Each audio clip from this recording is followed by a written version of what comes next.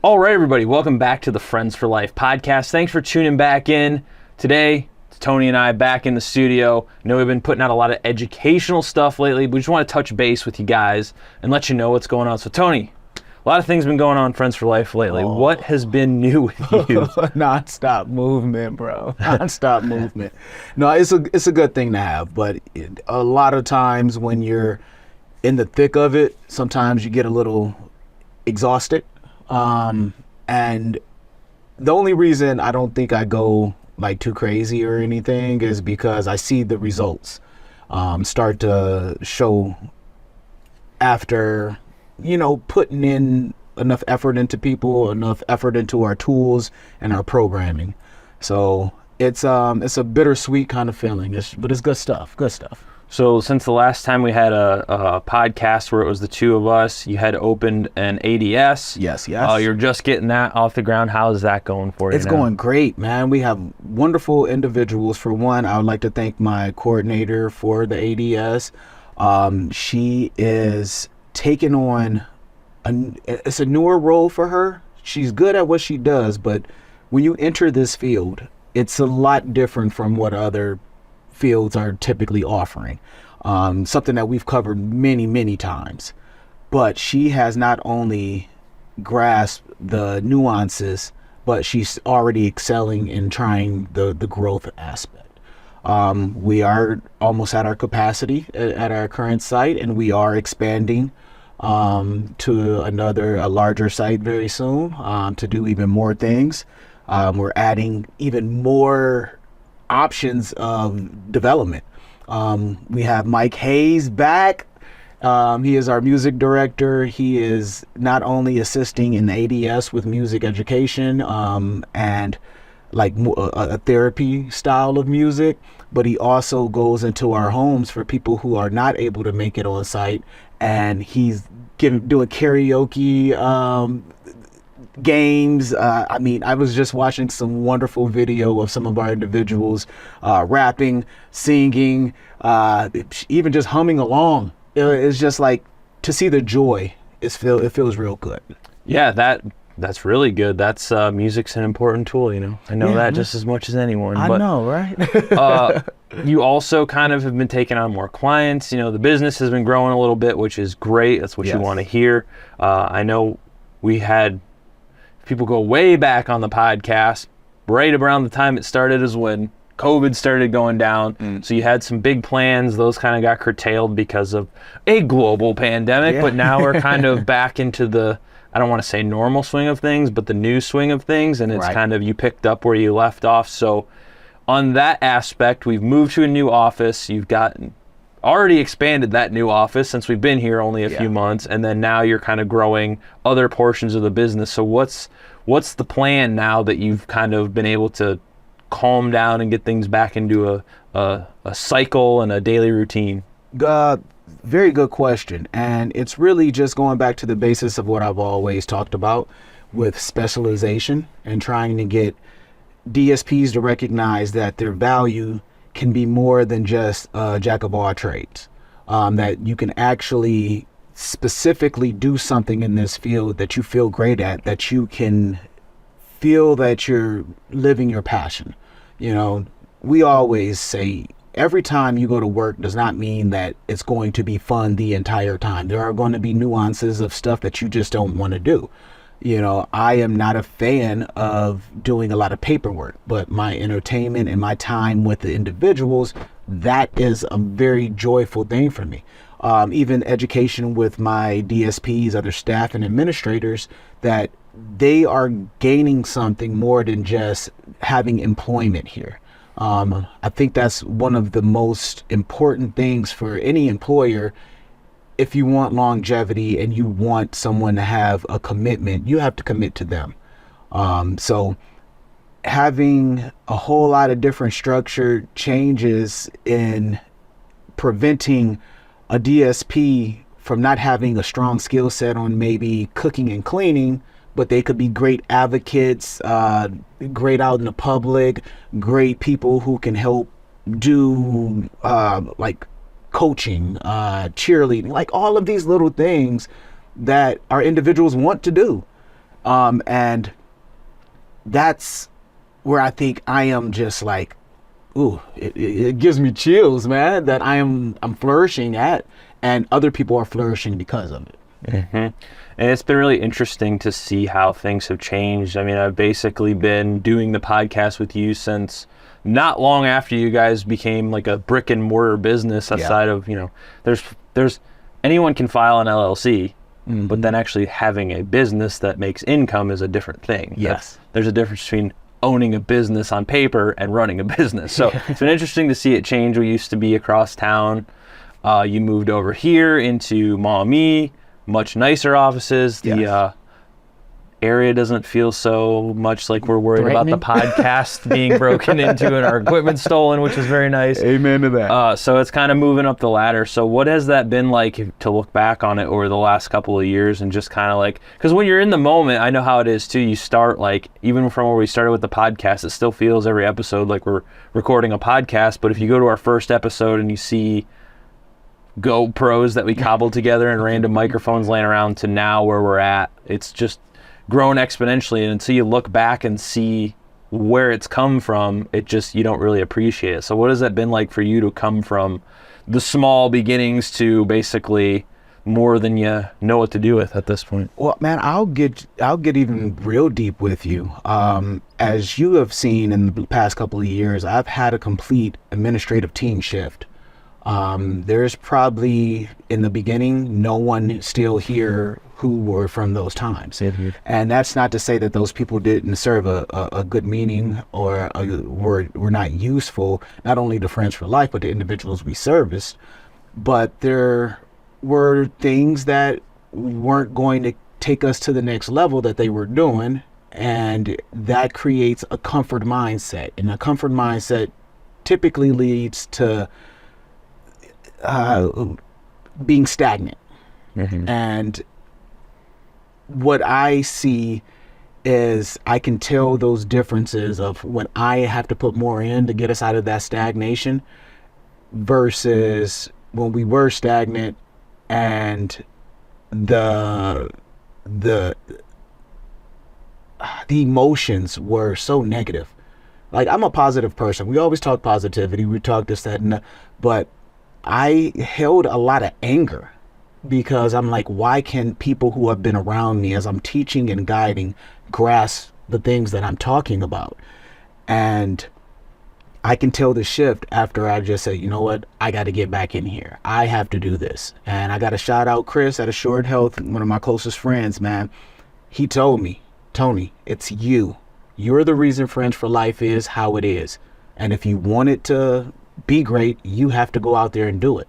So thank you, buddy, for keeping me going. But it's so surreal. You know, you look back, and aside from a money thing, because money is only in transition of the value in my eyes.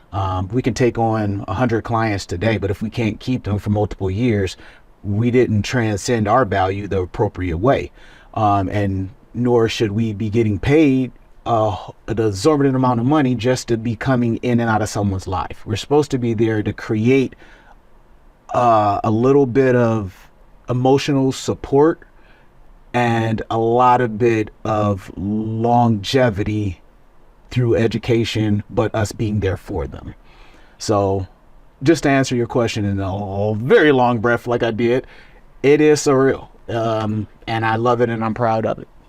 Yeah, that's the growing pains of stuff is probably the most brutal part, and that's like where I'm at too, with trying to like get a video. I know I've been talking about this since the podcast, getting a video business off the ground and stuff. It's difficult because there's so many unexpected things that happen that you just have no control over. Like, for example, every time I get a little bit of money saved up in a business account or something, you get hired to do a new job, and that requires a different piece of equipment that you didn't own before. Yeah. And as you know from building this podcast studio, none of it's affordable. Yeah. It's all very expensive stuff. So it's just like, that kind of stuff is really frustrating, but it's also if you kind of have to step back, and for me, I have to look at it as like a game, because a lot of the stuff that I've been reading to try and learn, like I don't know anything about business. I don't think anybody really does at first. You just got like the people talk about business like it's a college course you can learn about like biology. Like it's not. There's no rules out there. There's nobody that wants you to succeed or help you. True. It's very much so like a dog eat dog thing, and it's like you don't like taxes, like I don't know. Yeah. I have no idea how any of that works, but stuff like that. And if you're just reading about stuff, and like once you tend to take it from a business point of view, like money isn't really a real thing. It's just like this playing tool, and it's basically like a trade of time versus money. And once you start looking at it like that, it's not as heartbreaking when you have to spend $1,000 on something you have no interest in buying. So I think that's one of the things I've learned from you too over the years is like, you do have to spend money to make money, because the caliber of what the work you do goes up with the quality of you're able to provide, whether it's with equipment or service or whatever. But you can limp along stuff for a while, but like it starts to wear on everybody. But if you use the best stuff, if you have the best stuff, if you use your skills to the best of their ability, you're going to grow. And you also have to kind of look at that stuff as it's not quote unquote real. Like money's real in a way because you need it in every system, and when you look at money from a personal perspective is different than if you look at it from in like a business context. Because my personal money is my personal money. I use that to like buy groceries, pay rents and whatever, and car payments. But then like the business money is like, it's not real to me. It's like, it doesn't hurt when I have to spend it. I'm like, it's money that I made for this purpose. It should only be there for the purpose of the business to operate. Yeah. It's not like if I have to write $1,000 check for someone to come fix my septic tank, I'm like, dude, this sucks. I don't like it. But if it's like I have to spend $1,000 on some stupid camera crap, it's like that's what I made that money for. So it's not, or a plane ticket or whatever. It's like, and then you can keep using that tool to keep making money. You're going to make, continued amounts of income from that. But business isn't just income. It's like you're tied to your business in a way that you're passionate about it, just as I am with the video thing. So like when I'm doing that kind of work, I'm not like, oh God, I hate this. I'm like stoked to do it, but at the same time, it's the minutia stuff, and that's where the money comes into play, because now you hire people to do the minutia that you don't like to do. Or some people really like working in Excel. I'm not one of them. Oh, shout outs to Casey. Yeah. Oh my goodness. She's awesome at it, but I don't know how she does it. I look at it and I'm like, thank you. I don't know how to do this. But anyway, so no, I'm just trying to say like that perspective for everyone is why, you and I have talked a long time. You don't have to have like you don't have to strive to have $1 billion business or something, but everybody can have like a little thing on the side, whether, you're a DSP and you enjoy whatever, knitting. You can have a little thing on the side where you sell knitting stuff on Etsy, and you can say you're not making enough money, because that's why I got into the film stuff. That is like, your personal money goes a lot quicker than you want it to, regardless of how much you make. That's right. Rent, house, cars, luxury gas. tax. As you make more, you want to eventually spend more. And then we run into that thing where we tell ourselves, "Oh, I deserve it." Well, and then it's like I get the camera stuff going, and it's like that's not a cheap thing. Nothing in this equipment is cheap. So it's like if I want to be able to do this and not just bury myself in debt, I have to figure out how to use this equipment to make money. That's all a business is. It's not I always looked at it as like this mystical thing for so long, and it's really not. It's just money coming in to continue the hobby or the whatever. It's called a business, but it's really just a self-replicating thing to bring in income to put back into that hobby. That's all a business is. Most people are in a service-based business or product selling business. Those are pretty much the primary two. But where things get, I think, lost is if you're selling something, you sell a product, I don't care if that product is $1 or $1,000, it's going to take the same amount of effort to sell it to that person. And then that's where the quote unquote business mind comes in, is you need to know how to essentially take the funds that you're getting, reproduce the outcome so you can make a profit, versus even having the service-based business, what you put into it is what you're going to receive from it. And you're going to have to put it, even if you don't put any cash at first, you're going to have to put in some sweat equity, baby. And the sweat equity is honestly most expensive. The most expensive, because that takes time, energy, and you can fail and not see a single dime. Yep. You know, so I love what you said, and because I use it a lot myself. Money is not real. I base value upon humanity. And I just had this conversation with one of my managers, who's a wonderful young lady who's going through her growth pains of trying to be in middle management, which I talk about on this podcast all the time, how tough it is. And you're getting it from both sides. Yeah, you're getting it from both sides. You're going to have to hear from me, and you're going to have to hear from your staff. Yeah. That is a part of the job. Yeah. But I explained to her the nuances of when you're trying to, well, if you break down everything to its bare minimum, and if we're just hunter-gatherers again, and we both had our own little section of farmland. You got yours, I got mine. I'm out every morning. I'm making sure that I'm picking weeds from my crops. I'm tending to my chickens. I'm gathering eggs. I'm doing all this, that, and the other. Got my cow. I'm milking my cow, utilizing the fruits from the labor from the cow, the chicken, so on and so forth. Well, my neighbor doesn't like to go take care of their yard, take care of their grass. They don't pick the weeds. Rabbits eating all of their stuff. Eventually, the cow has nothing to eat, so it dies. And it might be confusing because one day you might be coming out and you're cleaning up and they're over here eating steaks, filet mignon, all of that stuff. Ooh, yeah, we eating good. Our cow dead, so we had to eat it.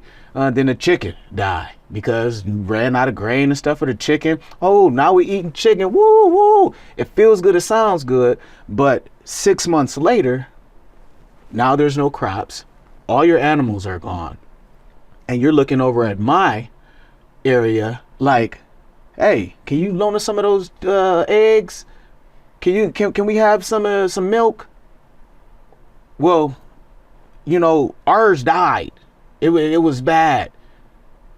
But I've been out here daily making sure that this was done correctly, done appropriately.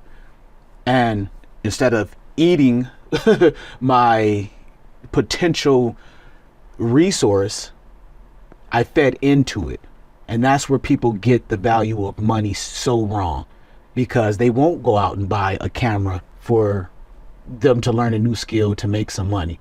They'll go out and get a new car and say, ooh, I look good and I feel good. I deserve to drive this. But then the person who did buy the camera, who sucked the teat of failure so many times, gets that break. And you know it better than I do as well. You got people out, man, you lucky. You lucky. You so lucky. You get to do that every day. I wish I could. No, you don't. Mm-hmm. Because if you really wished it, you would have did it. But I really love the way that I construct those kind of things in my head, because it makes me think in a simplistic way. Because if the world goes down, that's what we got to do. And how many of us are going to go that route versus getting into a group of people and say, hey, let's just go take from him, because he does know how to do this. And that's where anarchy and the psychology of my brain goes haywire.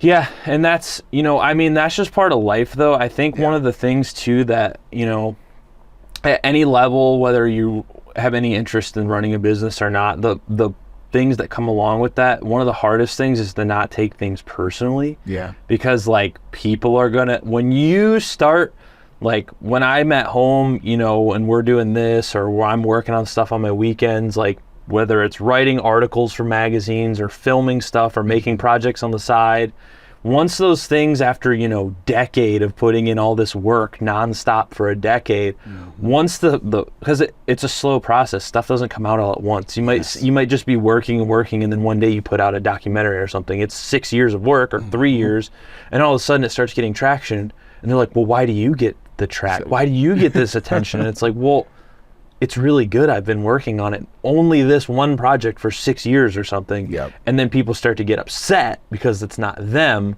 Whereas, like you said, they let their cow die and they let their chicken die and they live fat off the land for a week, like when they get their tax return. Yep. But it's like, I've been slowly scraping funds together to get this camera and this lens and this light, and it was one piece every 9 months. Yep. I had to say no to a lot of things that I wanted to do so that I could afford these things. I didn't go to the vacation to Bali or wherever the hell these people do. Like, I stayed in Toledo, Ohio in my house and didn't do any of that stuff. So, like, taking on little things here and there. But you can use that in life because, like, once you learn that there's no easy way out, you just give in and, like, accept that. It. Like, if you want to write a book as an example, it doesn't write itself. You have to wake up and you have to write. Oh man, that's been a struggle. A little, too. yeah. You have to write a page a day or whatever it is, and one day you look up and you're like, I have 47 pages, but you're not gonna sit down one day and write 47 pages. Right. A little bit a day. If you do, it's gonna look like shit. Yeah. So it's just like that mindset of making sure that you're just putting in a little effort every day. It doesn't have to be a monumental effort every day.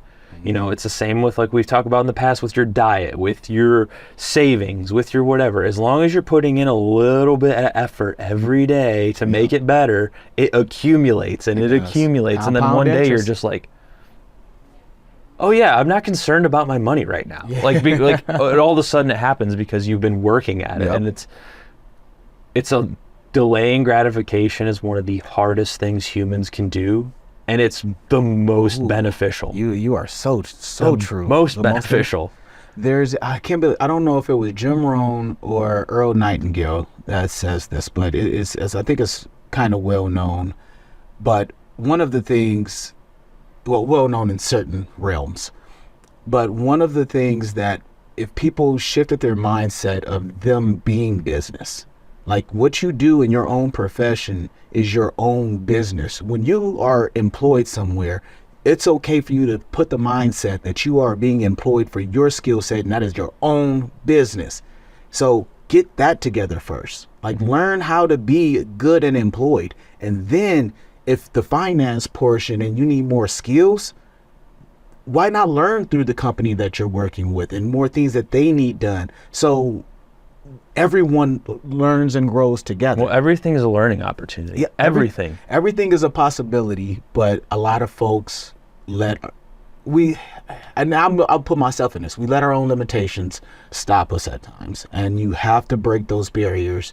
And it's not easy. It's not comfortable, and it's not meant to be, because if it was, what's the common term? Everyone would be doing it. Well, I just randomly saw something on social media the other day, which, people say whatever they want on social media. It was this old lady, and it kind of struck with me because, like, a lot of the things you see nowadays is like, I'm all for everybody being represented and everybody being, heard, and inclusion and all that stuff's important. But at the same time, this lady said, nobody owes you the right to not hurt your feelings. It's gonna happen. She said it's part of the price you pay for being a human being. You're gonna have your feelings hurt. Not everybody's going to agree with you, and it's not a right of yours to not have your feelings hurt. That's up to you at the end of the day, whether you choose to be like have your feelings hurt or not. It happens to all of us.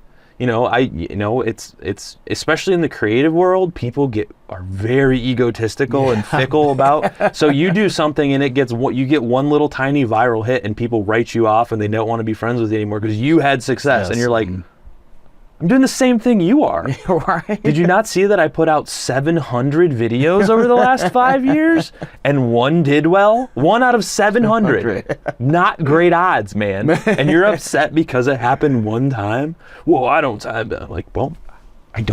sorry. Yeah. I'm not going to apologize for not doing anything to you. They have the right to be mad at me if they want to. I don't care. You know what I mean? What I'm saying, like, that's just how it is, though. You're not going to walk away without any blood on your hands, man. Exactly. It's just how it works. I swear, man, I think this is a good spot to end this, and it's going to be ended with some shirts that I got for us. They should be arriving soon, but they say, nobody cares.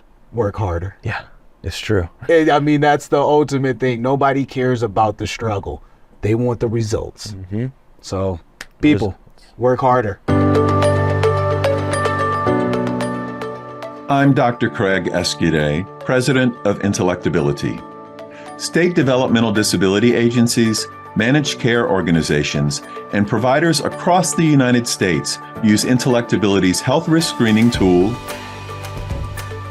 e-learn courses, and person-centered training to improve health equity for people with IDD. Visit replacingrisks.com to learn more about how you can employ these tools with people you support.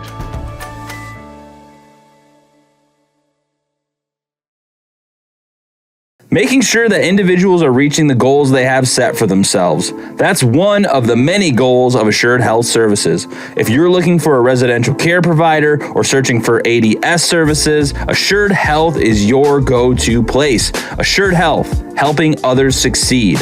Learn more at assuredhealthohio.com or call 419-442-8066. The Reliable Drug and Alcohol Testing Clinic is a leading provider and convenient source of pre-employment and occupational type testing. Their clinic provides services to a wide range of private businesses, healthcare facilities, and municipal and county courts. Reliable is an independent, locally owned clinic. As a result, they provide their services at a lower cost than the major hospitals, have faster turnaround times on test results, and eliminate the long waits typically incurred at these larger facilities. To learn more, visit reliabledrugtest.com. THS Remote Supports is clearly focused on improving independent living through dynamic and personalized services. Their systems have been carefully developed and perfected to ensure that everyone receives the best care through the least intrusive means possible. Located in Cincinnati, Ohio, they've spent over 20 years providing in-home supports to individuals with disabilities. If you or someone you know is looking for a remote service provider, go to thsrss.com or call 513-882-9088. Agape Community Services is an innovative, health-conscious adult day program for individuals with developmental disabilities. They empower happiness and independence, offering top-notch services and encouraging active participation in daily activities. At Agape, they build rewarding community connections without compromising on quality. Join them in creating a brighter future together.